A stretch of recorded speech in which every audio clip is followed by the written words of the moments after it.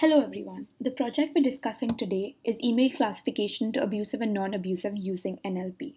Coming to the business problem, in a healthy workspace, all you need is good communication with your coworkers, and inappropriate emails tends to spoil the whole environment that leads to attrition rate and lower productivity. And hence the objective of this project was to identify such emails based on the inappropriate content. This is a basic workflow that I have adapted to while working on the project. First step was to fetch the data, reading the data set, exploratory data analysis, cleaning, understanding the distribution, symmetry of your data, and understanding how many emails are abusive or non-abusive, followed by data pre-processing, model building, train test split, data imbalance, and running the naive Bayesian model, and finally the deployment using Flask framework.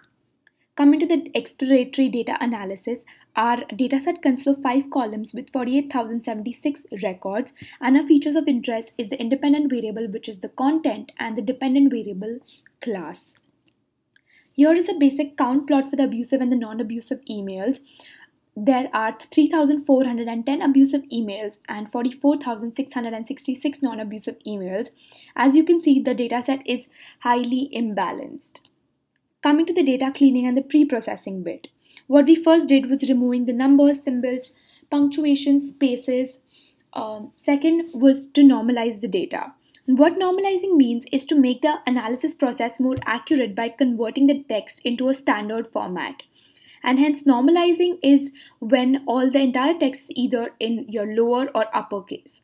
Next was tokenizing the data, which means chopping longer sentences down into individual words or tokens. And in the process of tokenizing, punctuation special characters are often automatically removed.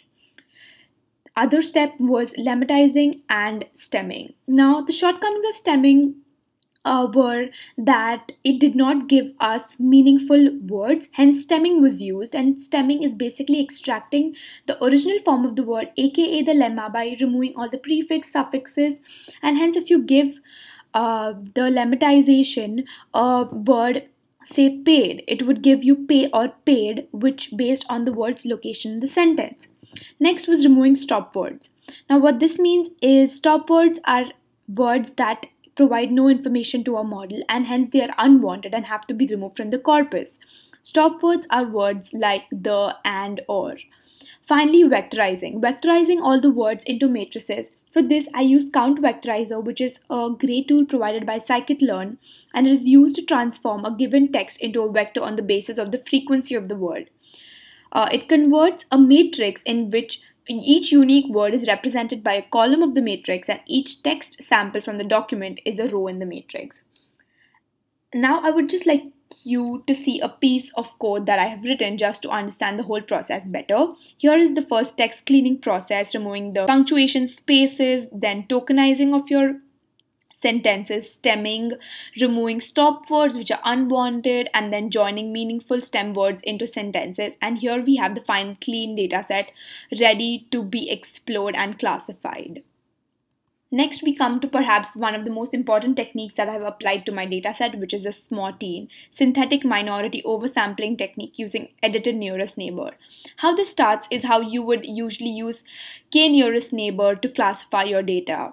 After which we apply the edited nearest neighbor, which goes as finding the KNN of each observation first, then checking whether the majority class of your observations KNN is same as the observations class or not that you're trying to classify.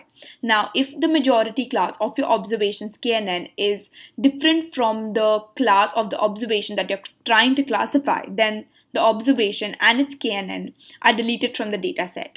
Now, the default value for k, if it's not given, would be 3 for SMARTine. And this is how you make sure that your data set has been oversampled, and just to make sure that both your classes have equal data. In this case, it is 16,975. This is how the data looks after being pre-processed and tokenized, as you saw earlier in the piece of code. For better visualization, I have put in a few word clouds of the abusive and the non-abusive emails just to get an idea of how the words would look like in the final outcome.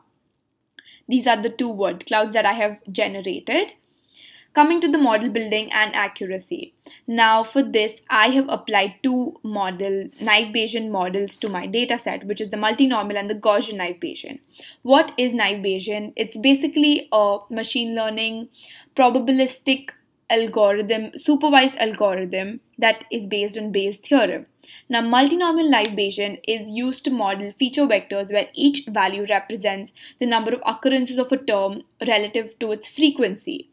Now, naive Bayesian has two important assumptions that we have to take care of. That is, all the features are independent and the outcome is the effect of all the predictors alone, which means that none of the features are dependent on each other. Second was the Gaussian naive Bayesian. This works only on continuous values, which means that the probabilities are modeled using normal distribution for which we need to calculate the mean and the standard deviation.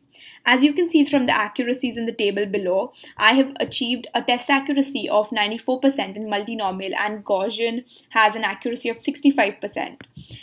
Which is a clear indicator of the fact that multinomial works best for the model right now. From here, you can see that I have applied a count vectorizer along with a TF-IDF transformer before fitting my data on the naive Bayesian models. Now, what is TF-IDF? TF-IDF stands for Term Frequency Inverse Document Frequency Transformer, which is essentially a statistic to measure how important a word is in a document while also taking into consideration its relation to the other documents. So it's basically a score that will increase after every word is appeared in a document but gradually decreases with every appearance in other documents. So I have calculated accuracy for both your models after and before applying your TF-IDF. So this is with TF-IDF transformer and count vectorizer. As you can see, the accuracy achieved is 94.06 for your testing accuracy for multinomial and 65.606 for Gaussian. When you do not apply the TF-IDF, your accuracy was 93 for your multinomial and 68 for 57. But the prediction in this case was wrong in most of the cases, and hence TF-IDF is very important. Next, coming to the model deployment using Flask framework, which I have done using Pickle and JobLib libraries. I would like you to see the actual interpretation of my model. I have imported Pickle and JobLib and then dumped my Pickle files onto my application file, wherein I have written a piece of code which generates this URL. And when you click on this URL, you go to this web page wherein you can type whatever text that you want and it will classify whether it is abusive or non-abusive. So as you can see, good morning was classified as non-abusive. If I type, say, shit, it's classified it as abusive. This is basically the deployment of my model using Flask framework. Lastly, I would like to discuss the challenges that I faced. Now, since the data was in a raw format, there were a lot of junk and null values that had to be cleaned, after which the data set was highly imbalanced and hence it was very difficult to understand what technique would work. I first tried oversampling, which did not work, but then I came across Smartine, which is a oversampling undersampling technique to handle the imbalance. And lastly was if there was a categorical variable which was not seen in the training data set and introduced in the test data set, it would just a model would assign it a value of 0 probability and it will unable to make a prediction. So in this case, I was also suggested to use the K-cross validation technique to further analyze how my data set would behave in case of imbalance. Yeah, that's it for now, and thank you so much for watching.